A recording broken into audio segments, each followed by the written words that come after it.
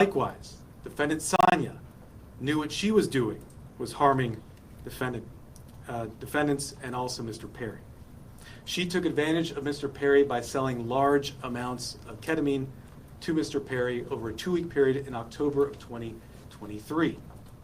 She sold approximately 50 vials of ketamine for approximately $11,000 in cash.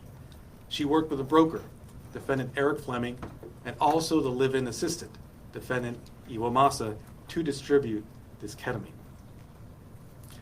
Sangha and the broker, defendant Fleming, saw this as an opportunity to profit off of Mr. Perry.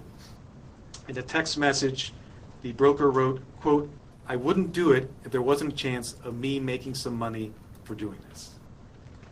Defendant Sangha sold the batch of ketamine that resulted in Mr. Perry's death on October 28th. Officers later searched defendant Sangha's home. During that search, they found what amounted to a drug-selling emporium. They found 80 vials of ketamine, thousands of pills containing methamphetamine, cocaine, bottles of Xanax and other illegally obtained prescription drugs, and drug-selling paraphernalia, including scales and ledgers.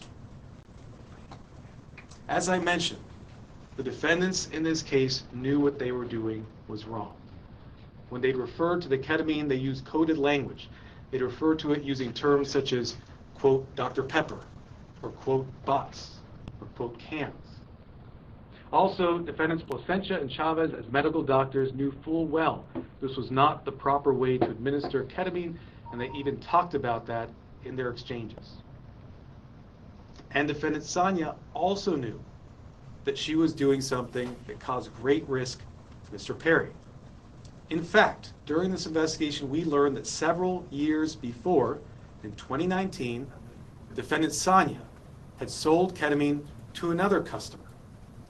That person died the same day. And a family member of that person sent a message to defendant Sangha telling her the cause of death was ketamine. Nonetheless, defendant Sangha continued selling drugs, including the ketamine that ultimately killed Mr. Perry. That other victim was a person named Cody McLaurin. He died in 2019. As a result of this investigation, we have filed a drug distribution charge related to the death of Mr. McLaurin. After Mr. Perry... Hey, thank you for watching. Please go to newsnationnow.com, newsnationnow.com, and you can find News Nation on your television provider. And don't forget to click the red subscribe button down below. Then you will get more of News Nation's fact-driven coverage.